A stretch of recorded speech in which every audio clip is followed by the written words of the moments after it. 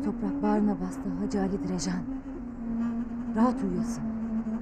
Ardında kocaman bir direjan var. Ebediyen bu yaylalar türkülerini söyleyecekler. Kim demiş ki bu yaylalar bizim değil? İşte kanıtı. Mezarlarımız. Bu yaylalar bizim. Uydem ağlamı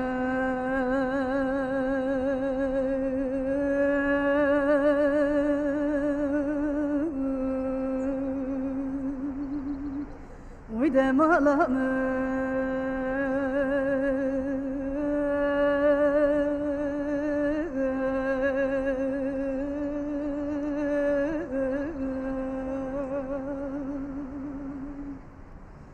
Derem ağlamı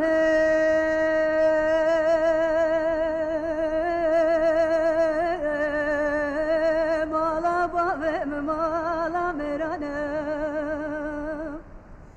Ukune mala bavem Rabbena khadi kune mala merane hava mele Dere cevap deste bave lalo gırtın kıstın kelepçe bere bir tane fızgana bacare kırsın goya lalo kurdum Dere cevap bere zaro koze çevidane güevan gundane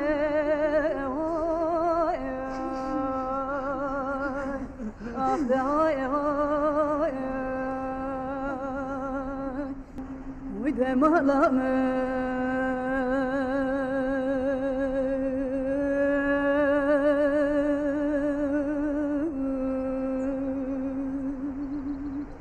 Uydem ağlamı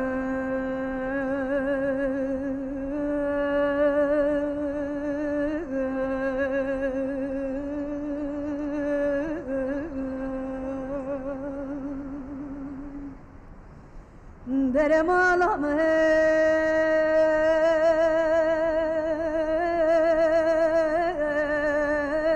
Mala bavem mala meranem Kone mala bavem Rabbena khadi kone mala merane hava mele Dere cevap deste bave lalo gırtın kıstın kelepçe bere bir tane fızgana bacare kırsın goya lalo kurdum Dere cevap bere zaro koze çevidane güevan gundane